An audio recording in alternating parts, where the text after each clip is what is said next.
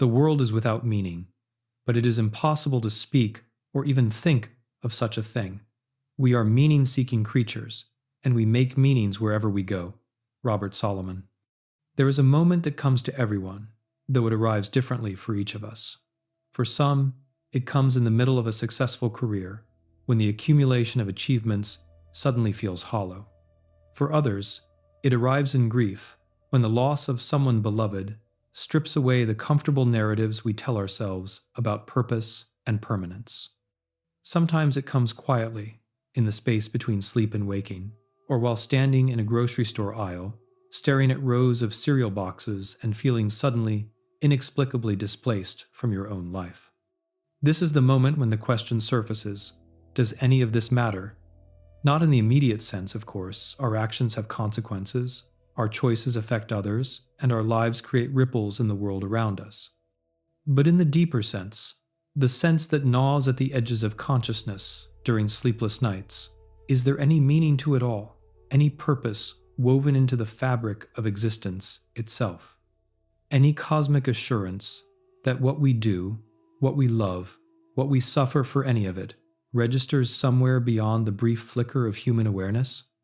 The contemporary world has largely settled on an answer. No, the universe, we are told, is indifferent. We are accidents of chemistry and physics, conscious creatures who emerged from unconscious matter through nothing more than time and chance and natural selection. When we die, we cease. When our sun dies, our civilizations cease. When the last stars burn out, everything ceases. Nothing we do will matter then, and if nothing matters in the end, perhaps nothing truly matters now. This is the conclusion we call nihilism, and it haunts modern life like a shadow. We see it in the ironic detachment that has become our default mode of engagement, in the way we hedge every sincere statement with a joke, every commitment with an escape route. We see it in the frantic pursuit of distraction, the endless scrolling and consuming, and the seeking of stimulation that never quite fills the emptiness it's meant to cover.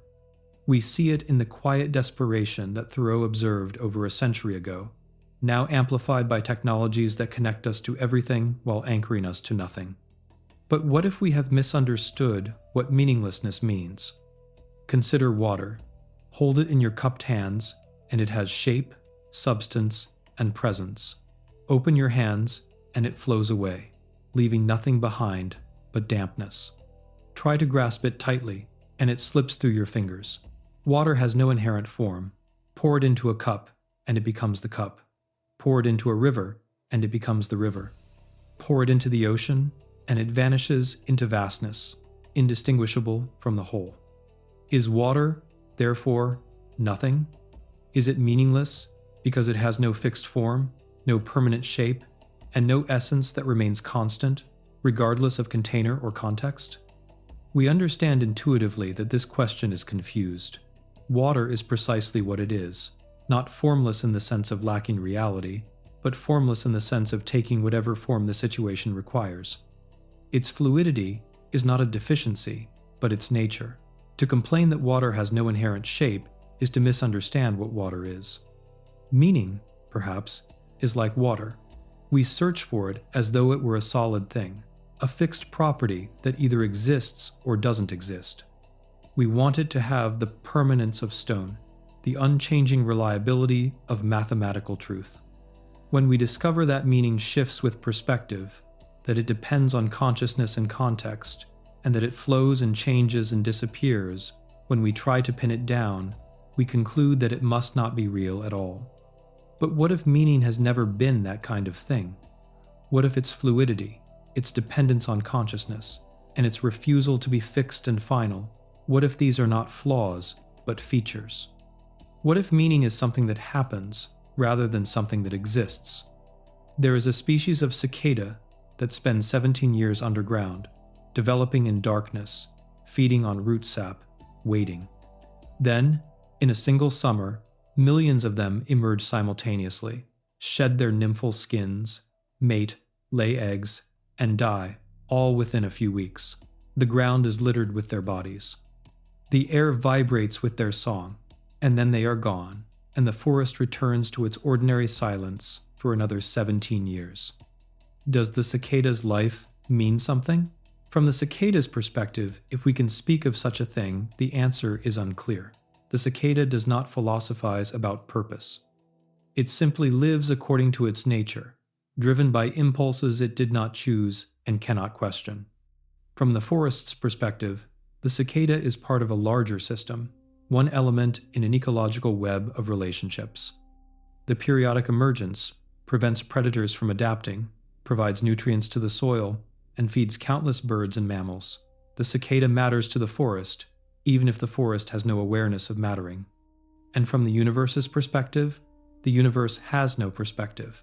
The universe does not observe or judge or care. The cicada and the forest and the planet they inhabit will all eventually cease to exist, and the universe will continue its expansion into cold darkness, indifferent to what was lost. So does the cicada's life mean something or not? The question, posed this way, has no answer.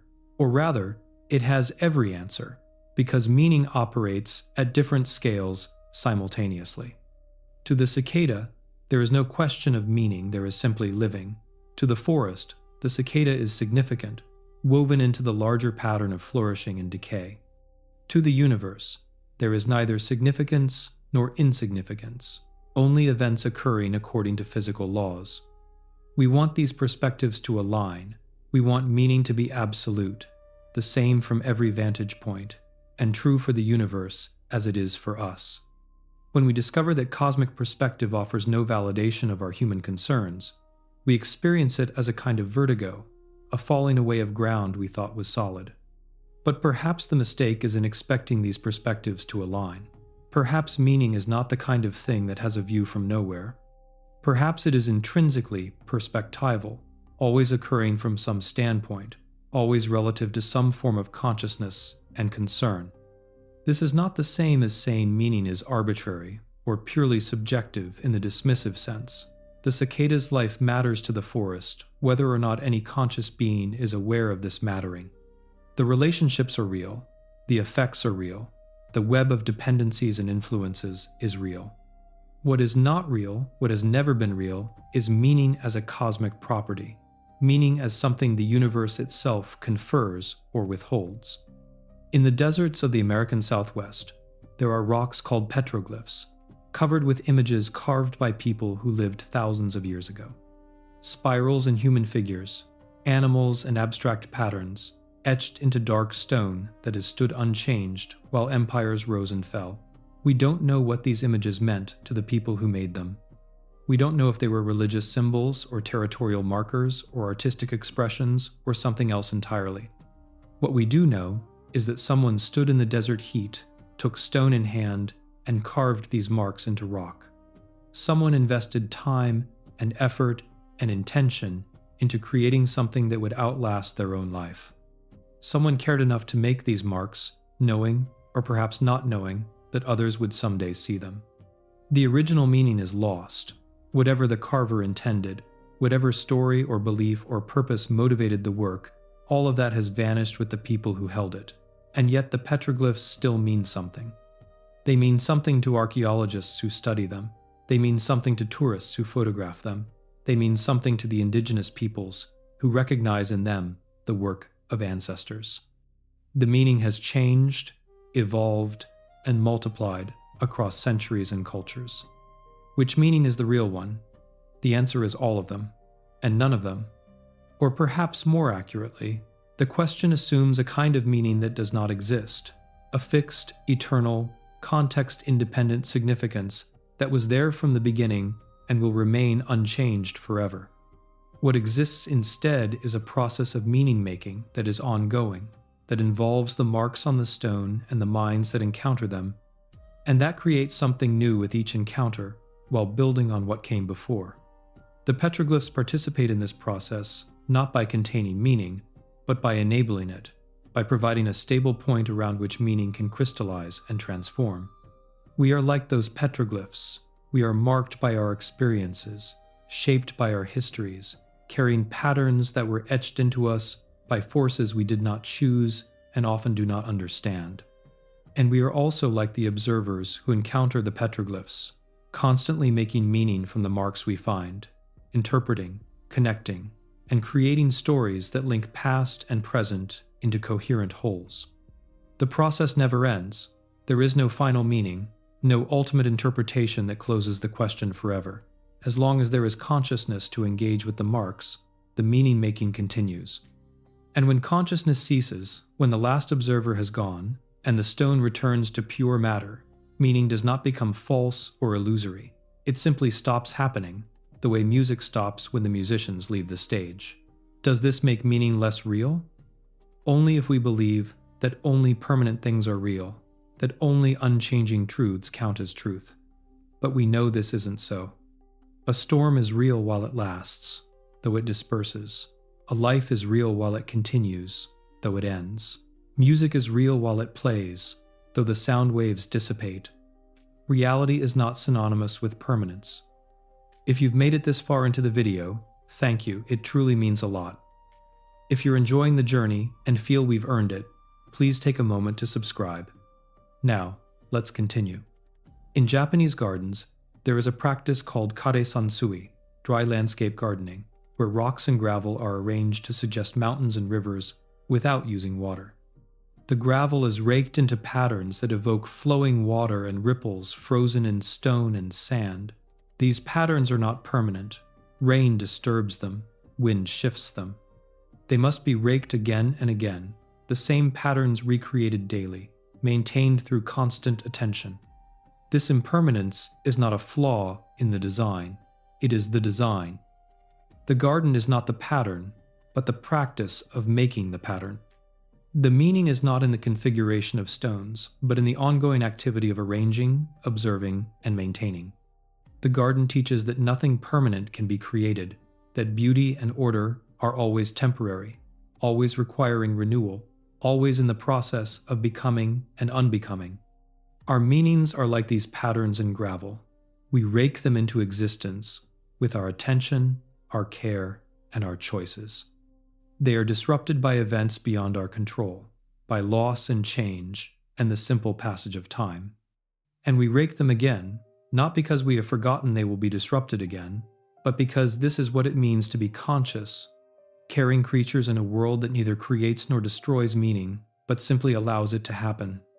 The nihilist looks at the impermanence and concludes, why bother raking at all? If the pattern will not last, if the wind will inevitably erase it, then the effort is pointless, the meaning illusory. But this is to mistake the pattern for the practice, to confuse the product with the process. The point of raking the gravel is not to create a permanent arrangement. The point is the raking itself, the attention it requires, and the moment-by-moment engagement with form and formlessness. When we say that nothing means anything, we might mean that nothing carries inherent, mind-independent, cosmic significance. This is true. But from this truth, it does not follow that meaning is illusory or that our lives are empty. What follows is only that meaning is something we participate in rather than something we discover, something we create rather than something we find, something that happens between consciousness and world rather than something that exists independently of both. There is a thought experiment in philosophy called the experience machine. Imagine a device that could give you any experience you wanted, the feeling of accomplishment without accomplishment, the joy of love without another person, the satisfaction of creating art without creating anything real. You could live an entire lifetime of perfect experiences, all generated by electrical signals in your brain, never engaging with reality at all. Would you plug in? Most people say no. Even guaranteed happiness feels wrong if it's not connected to something real, something beyond our own neurochemistry. We want our experiences to be about something, to refer to a world that exists independently of our awareness of it, and to engage with realities that push back against us. This intuition reveals something important about meaning. We don't just want to feel that our lives are meaningful. We want them to actually be meaningful, in the sense of being connected to a larger reality, of having effects that extend beyond our own consciousness, of mattering in a way that is not purely internal. And here is the strange thing. They do, not because the universe validates them, but because meaning was never meant to be validated by the universe. Meaning occurs in the interaction between consciousness and the world, and that interaction is as real as anything in existence. When you love someone, you are not just experiencing feelings. You are engaging with another consciousness, creating a relationship that affects both of you, bringing something into existence that was not there before. When you create something, you are not just having the experience of creating, you are adding something to the world, however small, that persists beyond the moment of creation. These are not illusions. These are not consoling fictions we tell ourselves to avoid facing a meaningless void. These are the actual structure of meaning, the way it really works, and the only way it has ever worked. We have been looking for something that was never missing, insisting that meaning must be cosmic when it has always been human, demanding permanence from something whose nature is to flow. A candle flame flickers in darkness. It exists because wax and wick and oxygen combine in a specific way, because chemical reactions release energy as light and heat. The flame has no inherent meaning. The universe does not care whether the candle burns or goes out. And yet, to someone sitting in darkness, the flame means everything. It means warmth, it means visibility. It means hope that the darkness is not absolute. The meaning is not in the flame itself, as though meaning were a property of combustion, but neither is it merely in the mind of the observer, as though the flame's significance were only a subjective projection. The meaning arises in the relationship between flame and observer, in the way light affects vision, in the way warmth dispels cold, and in the way a conscious being interprets and values these effects. This is not nihilism. This is the recognition that meaning is relational, that it happens in the space between things, rather than inhering in things themselves. The flame matters to the person in darkness. This mattering is real. It affects behavior, shapes experience, and creates value. And none of this requires cosmic validation. None of it needs the universe's permission to be significant. We are all sitting in darkness, lighting candles, and creating small circles of meaning that illuminate our immediate surroundings.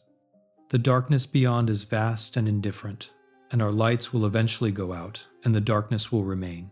This is true, but while the candles burn, the light is real, the warmth is real.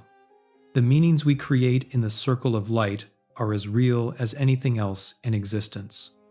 The question is not whether these meanings are cosmic, whether they will last forever, or whether the universe acknowledges them. The question is whether they are ours, whether we create them authentically, and whether we tend them carefully during the brief time we have.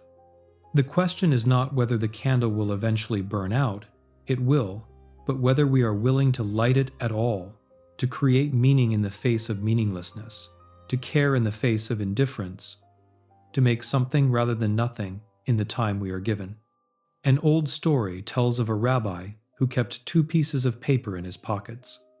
On one was written, "The world was created for me." On the other, "I am dust and ashes." Both statements are true, the story suggests.